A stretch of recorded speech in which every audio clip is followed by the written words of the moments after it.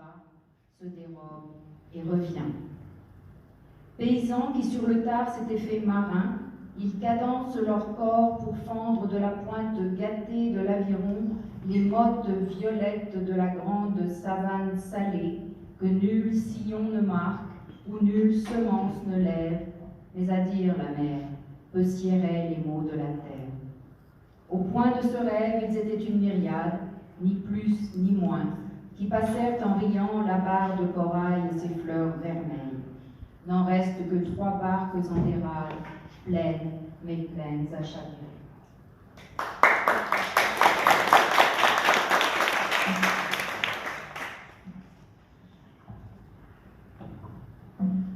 So this particular one has been translated into English by Alexander Dicau, and so I'll read the English. Ever since they row songless, no heave-ho, for how long, how to know, how many seasons, how many mirage islands the wind will sow, did they row past pitch-drunk and swollen with spindrift, a foggy memory of what it is to have one's feet on the ground and eyelids fluttering. They heed nothing at present but the wave that goes, slips away, and returns. Country folk who made themselves belated mariners, their bodies cadence them to cleave with the oar's tainted tip, the purple mounds of the great salt savanna, which no furrow marks, where no seed takes root. But to say the sea earthly words are little suited. At the point of the dream, they were a myriad, no less and no more. To cross the coral barrier in laughter with its vermilion flowers. There remain but 3 barks adrift, full, so full, to the point of capsizing.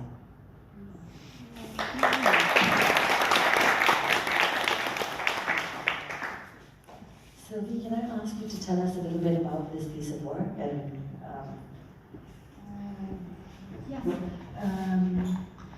This piece is the meaning of 2 different projects.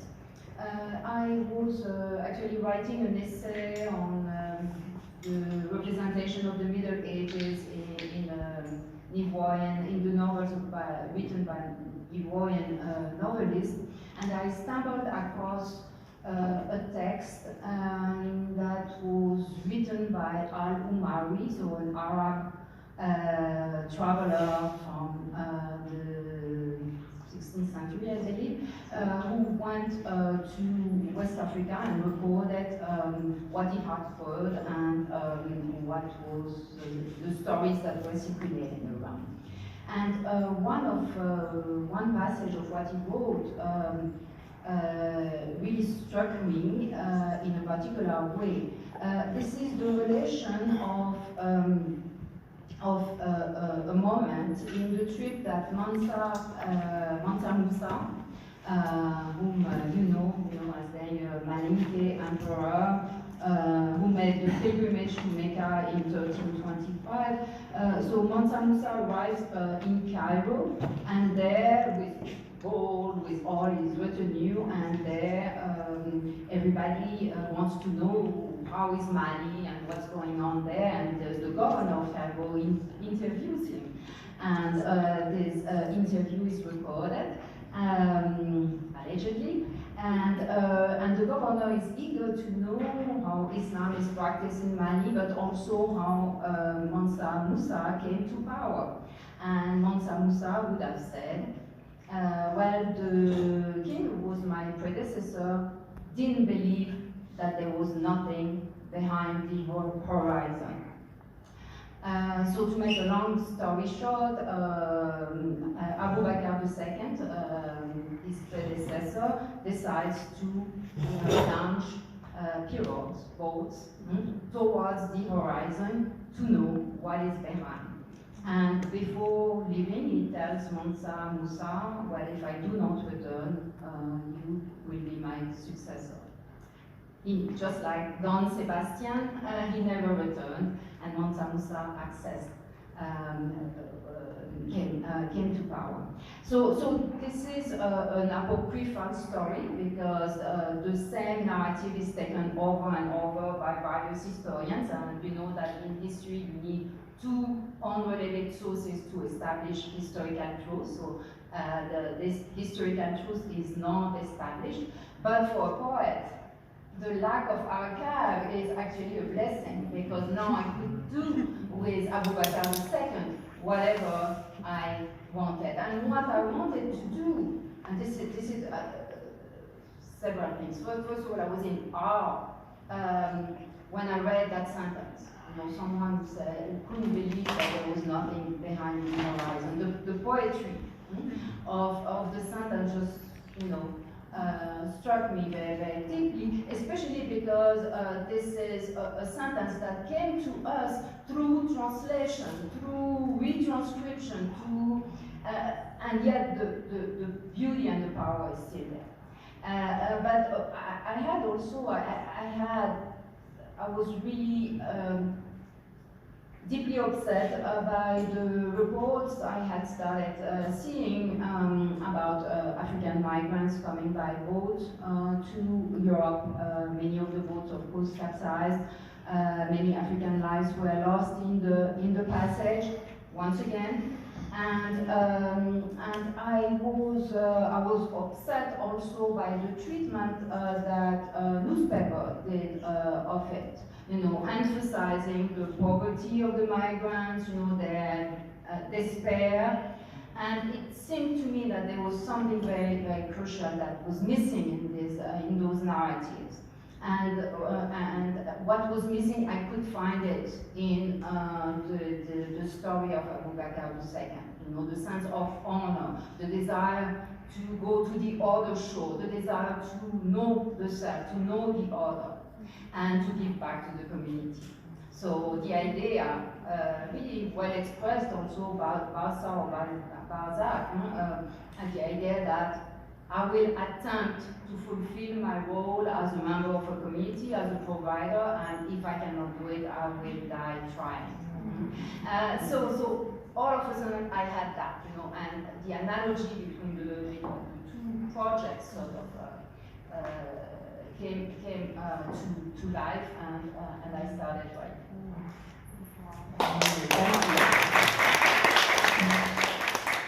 Thank you so much, Sylvie. So we go from an epic canon to actually let me read Roberta's bio for you. So Roberta is a Brazilian actress, director, poet, spoken word artist, activist, and researcher of subjects like voice, orality, and memory. Founding member of the Núcleo Bartolomeu de, Depoimentos, first Brazilian hip-hop theatre company, that's very cool. She's the creator and presenter of ZAP, the first Brazilian poetry slam, and curator of the Rio Poetry Slam Flow, the first international poetry slam in Latin America. At the festival, she will perform in Portuguese with a simultaneous English translation. So this was yesterday evening, and there's some really incredible, if you go to the Macondo Litfest Instagram, you'll see just how spectacular it was. And I think it's kind of giving me goosebumps how we're going from, you know, a poet who writes an epic canon to now a slam poet. Roberta, would you share with us some of your work? Hello, good afternoon. Oi, Mambo! Yeah. I learned this word yesterday with my new friends, Lynn Chaka and all the crew. So I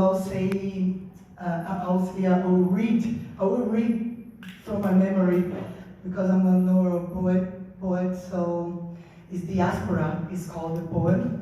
And as we don't have subtitles, I'll say this in Portuguese. This diaspora idea, well, I don't know if you know, in Brazil we had like almost 400 years of slavery. Millions and millions and millions of African people were brought to our ports. And this idea of diaspora is all this, not just these people moving, but all the knowledge that move it with them, all the religion, the ancestrality, the power of healing with words, and all over the world, all these people who brought this knowledge, all these leaders. So I'm talking about this, how this strength can dismiss our complexes of inferiority, all the disease, mental, spiritual disease that we have through this colonizing stuff.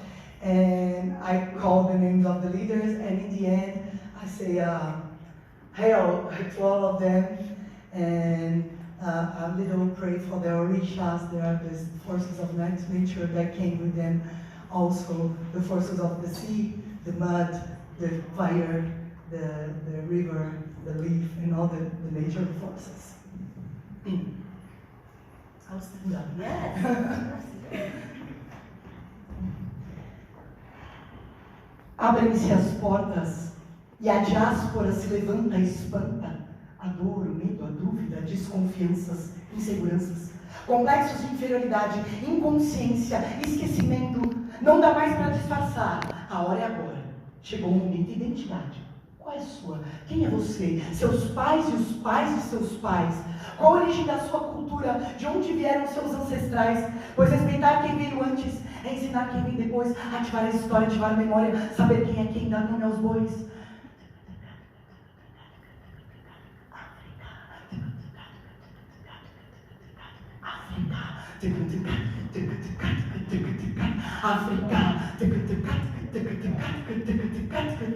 Angela Davis, Luísa Marim, Patrick Lumumba, Milka Cabral, Solano Trindade, Mestre Meu, Malcolm X e James Brown, Stephen Biko, João Cândido, Bob Marley, Huey P. Newton, Martin Luther King, pastor na vida e na morte, guerreiro da marcha da libertação e de todos os mártires da paz perseguida. Abolicionistas, guerrilheiros, lutadores, guerreiros, quilombolas.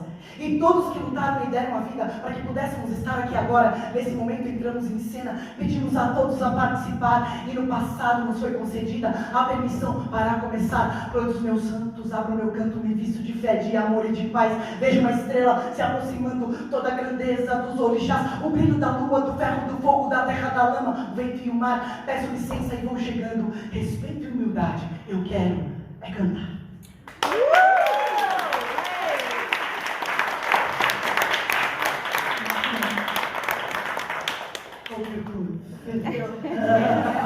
I mean, that's the power of poetry. Like, even if you don't understand the language, poetry is the language of feeling. Just feel it in your body. Yeah. Thank you, Roberta. Yeah. Yeah, because I come from this background, hip hop background, rap. Rap means rhythm and poetry. You put rhythm to your poetry, and you speak about what affects you, what you can deal no more with your body like this. So you put out, moving, put in rhythm, and bringing the memory of those who came before you. And Roberta, how did this poem come into the world? This poem, well, I had, how it came to the world, yeah. I had a group, it's called Frente 3 de Fevereiro. It was a group of 21 people that started when they killed in Brazil, police killed in Brazil, a guy called Flávio Ferreira Santana. And he was a black guy, and his father was a policeman. So the police came and said, please put your hands up, and he went to take his identification. And when he did this, police shot. So he was a guy, a lawyer, a white girlfriend, policeman was his father, and even having money and a social place, he was killed. So this showed there was not a social problem in Brazil. It was a racial problem. Because even if you have anything that society wants you to have, money, lawyer, white girlfriend, father policeman, if you're black, you're going to be killed. If the children of Beyonce is there with a shirt, it doesn't matter if she's a Beyonce child. She can be murdered like our youth is being murdered every 22 minutes is a statistics. 22 minutes, a young black kid is killed by police. Is the fact in Brazil. The level of racism that we have there. So this group was created, and we have this show called Football. And we went to Germany, and I have a band also, and then we needed something to start the show. And that summarizes of this feeling. And this poem just came just in a room. I'm not a poet of page that sits. It's not my. I'm an actress first. I'm more in orality. So when I have to write something, just because I have to go out in some way, and then I go in the room, do like this. Sometimes I compose, but it's always I have things written here in my shoe, in a napkin, and then everything's come together. The two ways, like a vomit. And this way, like one thing from 2000 something, one thing from now that you said that I write here, you know, collecting, sampling, as the hip hop people do, cutting pieces of memory, combining them to create a new memory. I love that. That's really beautiful, and I could really feel like the energy in that piece, like invoking across time and like bringing it all together in one place. Thank you, Roberta. And now we move to something a little bit more tender, a little bit more personal memory. It's a pleasure to introduce Yara. I'll read Yara's bio for you. From Angola, Portugal. Yara was born in Angola in 1979 and moved to Portugal when she was 2 years old.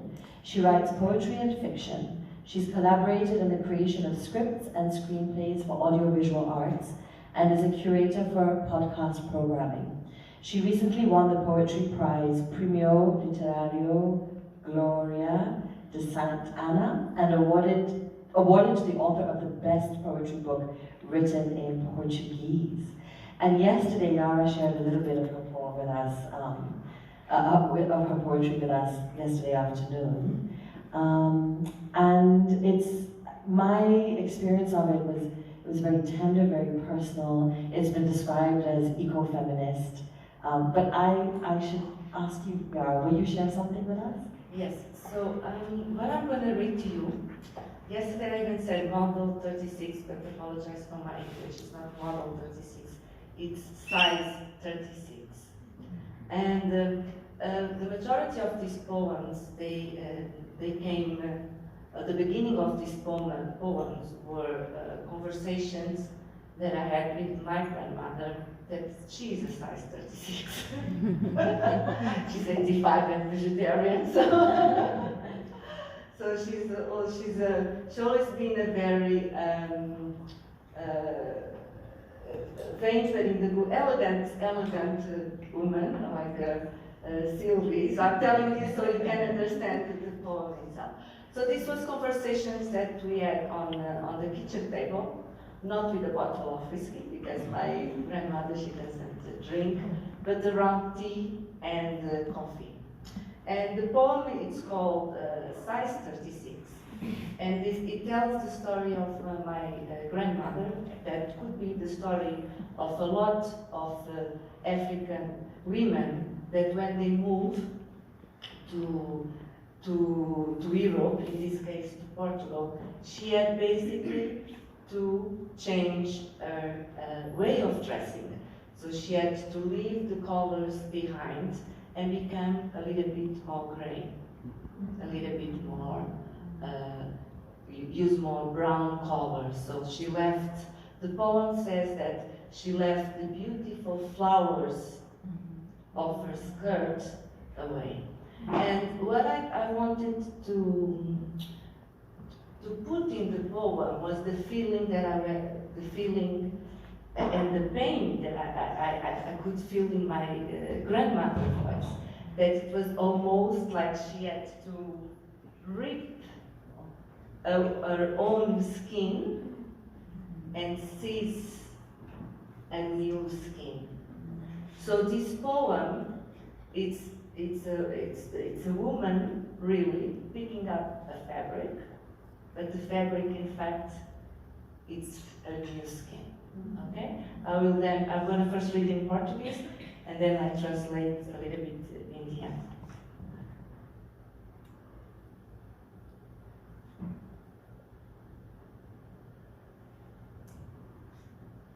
Nanquim 36. Vejo-a abrir a muda, procurar o risco conticente do molde, para um vestido parco e castanho. Uma vez mais, uma vez mais, uma vez mais jura, seria a última, a última. A dureza enxovalhara as rosas, as margaridas, as camélias e as madressilvas. Uma vez mais. E tão vívidas, no rubor de suas saias, cantam à gente cinzenta, sisuda, reverberam o abrigo cálido, jardim, soldado, dão sol às suas pernas escuras. Uma vez mais, jura, seria a última. As flores clandestinas rodopiam na ligoteira da cidade, tão vívidas que eram. Tão vívidas que eram. Papel vegetal decalca traços tristes. Lápis encarnado marca prudência. Alfinete criva seus novos costumes. Agulha alinha a ilusão. Despe a sua pele. Corta, rasga, fere, esconde. Corta, rasga, fere, esconde. Corta, rasga, fere, esconde. Ah, o melhor de mim eram as cores.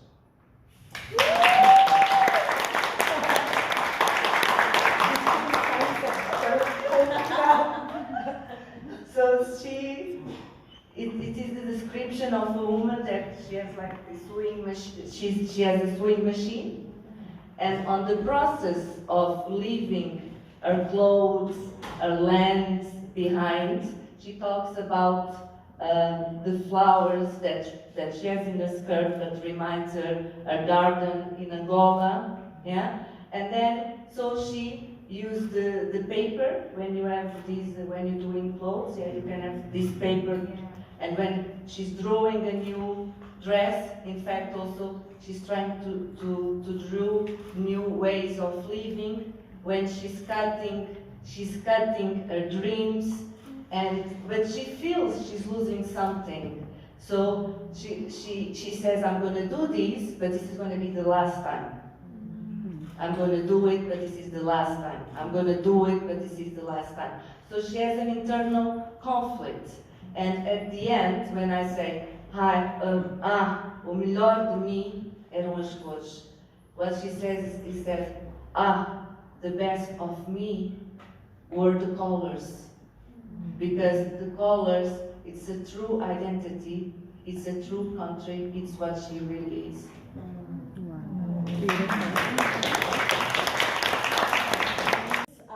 Session, I'm so excited because we have just an extraordinary conversation lined up for you. My name is Aleya Kassam, and I'm going to kind of guide us through today. And it's really just such a pleasure to introduce to you what today's poetry feast is about. So I'll read to you from the program. Here we go. All right. History writes poetry. 4 poetesses who derive inspiration from their poetry from histories and memories. How do they turn history into lyrics? Featuring Yara Monteiro from Angola, Portugal, right to my very other end. Hi, Yara. Hi, hello. We have Roberta Estrela, did I pronounce that correctly, Roberta? From Brazil. And Sylvie Kande from Senegal and the US.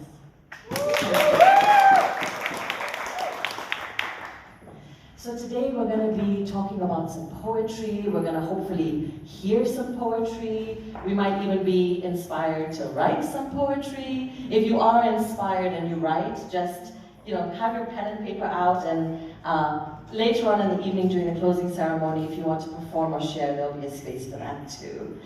So now I'd like to introduce to you one by one each of the poets so that you have a flavor of their work, and then after that we'll ask them to share a little bit. I'll start with Sylvie Kande.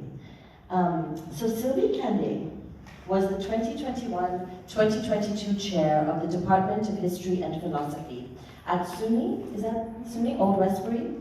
She's the author of 3 collections of poetry published by Gallimard. Her first collection, Lagune, Tableau de Mémoire, was postfaced by Edouard Lisson. These words are difficult.